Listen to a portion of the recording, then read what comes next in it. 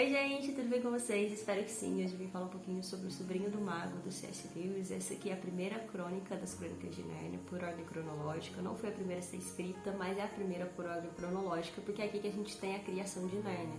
Como Nárnia surgiu, como tudo começou. E ela conta a história do Diggory e da Polly. Diggory ele se mudou, pra casa de uma tia, porque a mãe tá doente. E aí que ele conhece a Polly, ambos ali são vizinhos, eles moram em Londres. E num dia de brincadeiras, eles acabam entrando no sótão da casa do Diggory com a intenção de ir para outra casa, uma casa abandonada ali, que eles estavam tentando aí descobrir o que tinha dentro dessa casa. E eles entram no sótão da casa do Diggory por engano, e é ali que eles se deparam com o tio André. O tio André ele é um cara excêntrico, um senhorzinho assim bastante detestável, eu diria, completamente covarde, egoísta. Tá preocupado ali só com as suas vontades, não se preocupa com ninguém.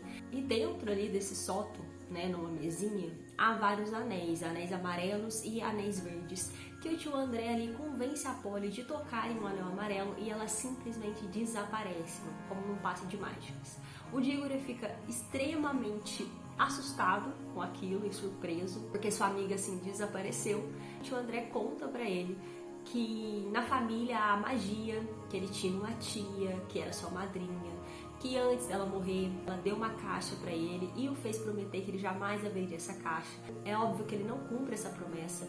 E o Diggory descobre que o tio André está fazendo umas experiências com porquinhos da Índia.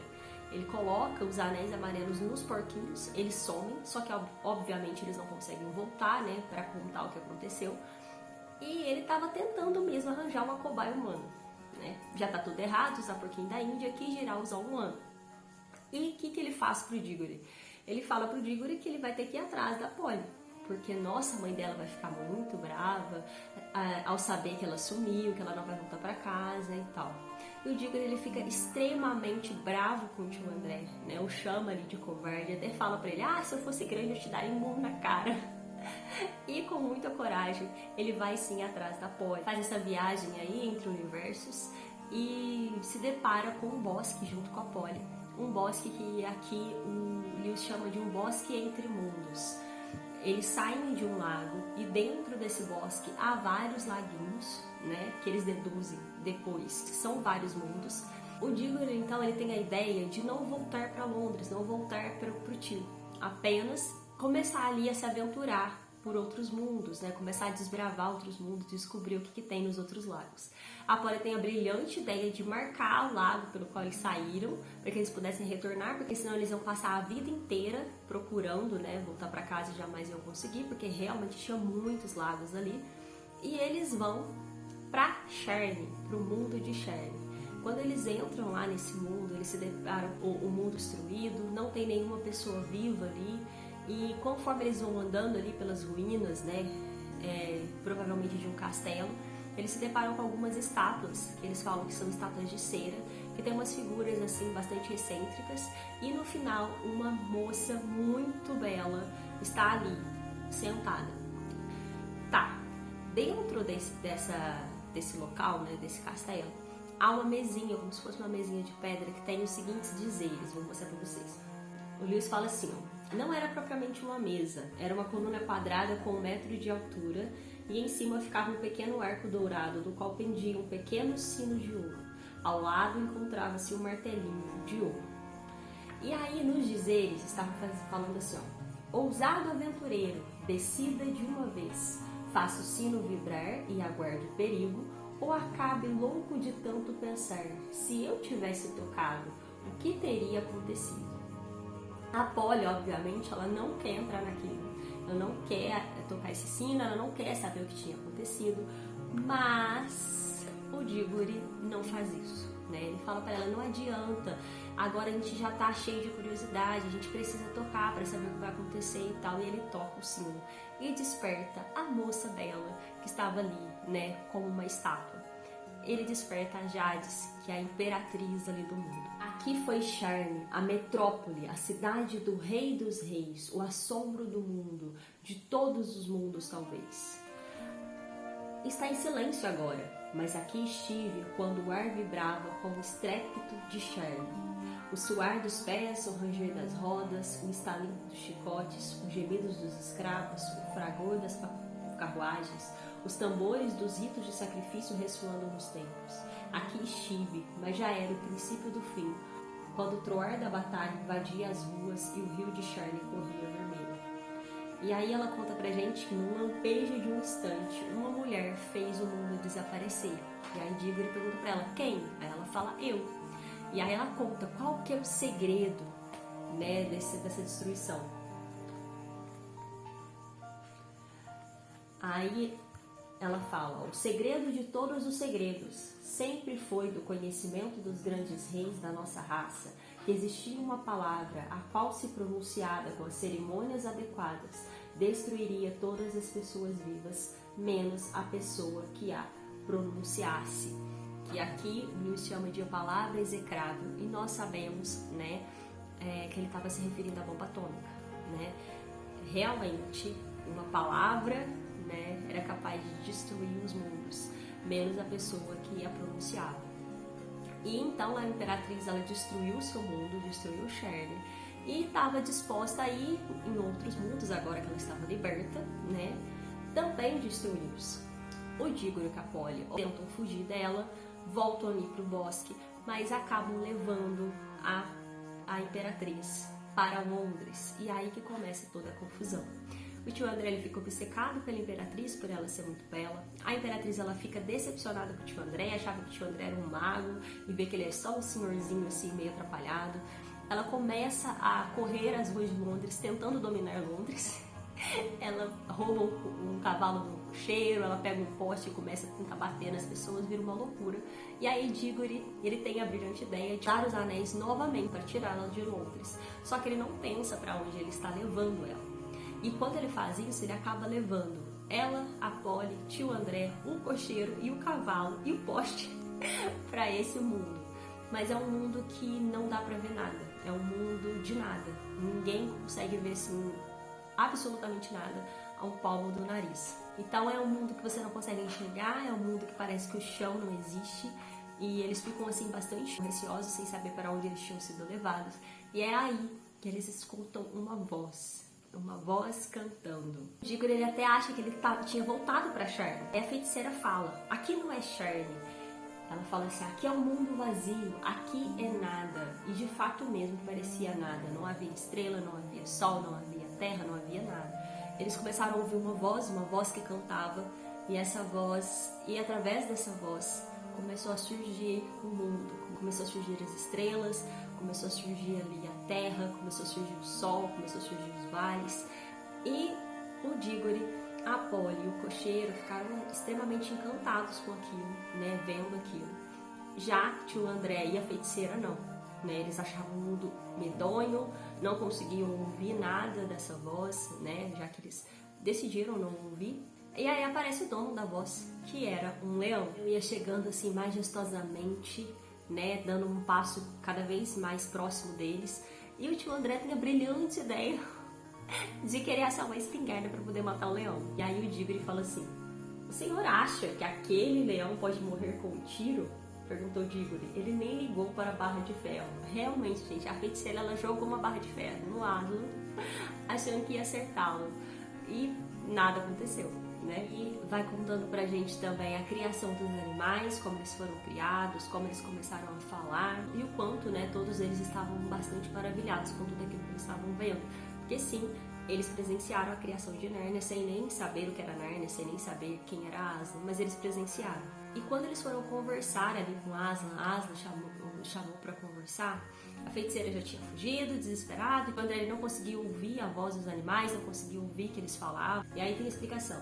Desde que os bichos apareceram, tio André foi se encolhendo cada vez mais na moita, e é claro, não conseguiu ver muito bem. Mas ele não estava de fato interessado no que presenciava. Sua única preocupação era que não corressem na direção dele. Ele estava com medo mesmo, ele não era capaz de entender o que os animais estavam falando. Como a feiticeira era um homem incrivelmente prático, nem chegou a reparar que Aslan escolhera um par de cada espécie de animal. Tudo que viu ou pensou que viu foi um bando de animais selvagens rodando por ali, e não entendia porque os bichos não fugiam do leão.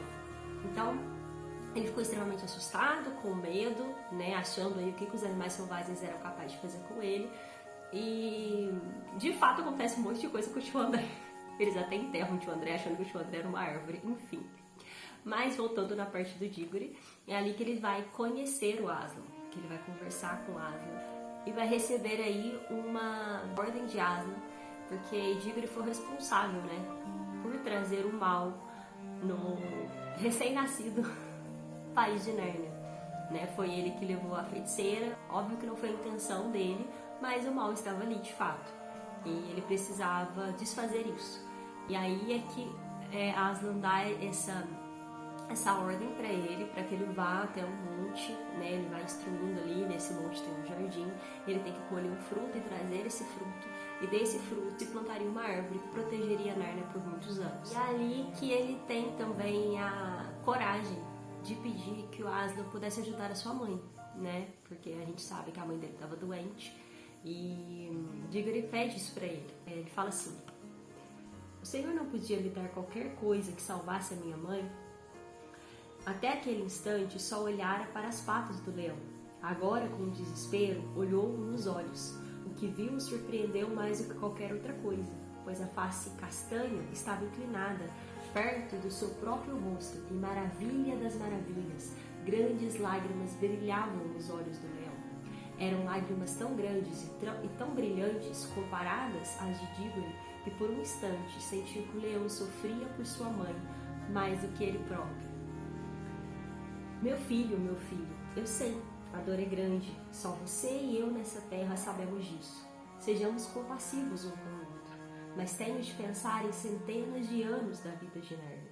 A feiticeira que trouxe para este mundo ainda voltará a Nárnia, mas não precisa ser já. É meu desejo plantar em Nárnia uma árvore da qual ela não ousará aproximar-se durante anos e anos. Assim, essa terra conhecerá uma longa e luminosa manhã, antes que qualquer nuvem obscureça o sol, e você deverá trazer-me a semente dessa árvore. Então a gente vê que Aslan sabia, né, da dor que Digory estava sentindo, mas Digory ele tinha que fazer algo maior, né? Ele precisava mesmo ajudar ali a proteger Nárnia. Ele parte, né, para fazer essa viagem com a Polly e com o Morango, né? Esse desenho aqui, realmente o Morango ele começa a ter asas, ele se torna um cavalo alado, eles viajam para esse jardim, ele colhe do fruto, a feiticeira está ali, tenta persuadi-lo, né? Fala para ele: você pode levar, usa esse anel, você pode levar para Londres esse fruto, a tua mãe vai comer, ela vai ser curada, deixa a Nárnia para lá, enfim. Mas Digory não faz isso, ele traz o fruto para Aslan, planta ali esse fruto, a árvore começa a crescer, e ali a gente vê que Nárnia foi protegida durante muito tempo por essa árvore. Além disso, nós temos também o primeiro rei e rainha de Nárnia, que é o cocheiro, né? E a sua esposa ela vem para Nárnia, Aslan atrás, e é muito legal também como ela vem. Fala assim, ó: Aslan sacudiu a cabeça felpuda, abriu a boca e proferiu uma única nota longa, não muito alta, mas cheia de poder. O coração de Polly deu um salto, só podia ser um chamado, e fosse quem fosse que o ouvisse, desejaria obedecer-lhe, e mais ainda, encontraria meios para atendê-lo, não importando quantos mundos se interpusessem. E é aí que a esposa do cocheiro vem e se torna a rainha de Nárnia. Nós temos aí, né, o rei Franco e a rainha Helena, os primeiros reis de Nárnia. Eles decidem ficar ali, né, já que o cocheiro ele era um trabalhador do campo, antes ele vivia no campo, então Aslan dá ali autoridade para que ele cuidasse, né, de Nárnia, respeitasse os animais. Eles se tornaram então o primeiro rei e a rainha de Nárnia. O Digory precisava fazer essa viagem de volta, já que a feiticeira fugiu, né, ela ficaria ali em Nárnia, e o Digory precisava fazer essa viagem de volta, levar a Polly de volta e levar também o tio André, né, gente, que estava lá preso com os animais. Eles fazem essa viagem de volta, só que Aslan dá de presente para ele um fruto da árvore, para que ele pudesse ajudar ali a sua mãe. E aí Aslan fala para ele, ó: o que lhe darei agora há de trazer-lhe alegria. Em seu mundo o fruto não trará a vida eterna, mas terá o poder de curar. Vá, colha um fruto da árvore. Ele vai, colhe a maçã e leva embora. Eles voltam para Londres, os três, né? Ele com a Polly decidem que vão enterrar os anéis para que ninguém possa voltar para Nárnia, né? Para que ninguém faça viagem aí entre os mundos. Eles enterram esses anéis. O tio André está desesperado para tomar um banho porque ele está completamente sujo, já que os animais estavam tentando enterrar ele. E o Diggory ele vai e leva a maçã para a mãe dele. A mãe dele come a maçã, aos poucos ali ela fica curada por completo. E aí ele descobre que o pai ele fica muito rico, vai voltar para Londres. Eles vão morar na grande casa do campo, que é um casarão, né, que nós já ouvimos falar no segundo livro. Eles levam o tio André também para viver com eles, para que ele não possa fazer mais nada de errado. Polly e o Diggory continuam grandes amigos. E aí nos conta aqui a respeito da árvore, né? O Diggory ele planta o ninho da maçã, né, ali na casa de Londres. Esse fruto cresce, se torna uma árvore grande, e dentro dessa árvore ainda tinha magia de Nárnia. Às vezes Londres não estava ventando e ela ventava. Então lá ainda tinha essa magia de Nárnia. De qualquer forma, viu-se mais tarde que a árvore guardava magia em sua madeira, pois quando Diggory era um homem de meia idade, o famoso professor dado a grandes viagens, uma grande tempestade derrubou a árvore. Como não lhe agradasse a ideia de cortá-la e aproveitar a lenha na lareira, o professor utilizou parte da madeira para fazer o guarda-roupa, que foi levado para a casa do campo.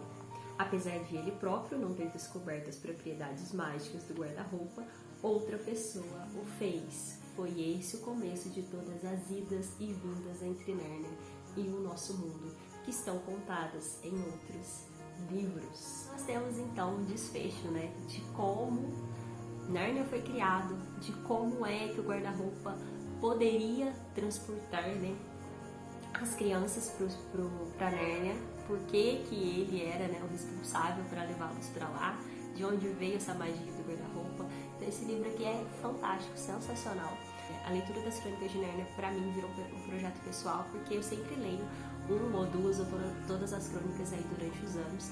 E Sobrinho do Mago é lindo, gente. Eu amo essa história, eu amo a coragem do Diggory, a coragem da Polly, a amizade dos dois. E aí tem uma frase que eu sempre gosto de marcar que fala assim, ó: quando as coisas vão mal, parece que vão de mal a pior durante certo tempo, mas quando começam a ir bem, parecem cada vez melhores. E é isso, gente. As Crônicas de Nárnia viram um projetinho pessoal, eu sempre leio, né? Sempre tento ler ou uma crônica ou todas elas aí durante os anos. E a intenção é ler todas elas esse ano. Sobrinho do Mago é uma das minhas preferidas, depois de O Leão, a Feiticeira e o Guarda-Roupa. E eu gosto muito das Crônicas de Nárnia, eu acho assim que são histórias fantásticas para se contar para as crianças. Tem muita coisa ali pra gente agregar, né? A gente sabe, né, as alusões que Lewis traz da Bíblia, todo esse contexto que ele traz a respeito ali de criação, né, de Deus, de amizade, de mal, de bem, enfim.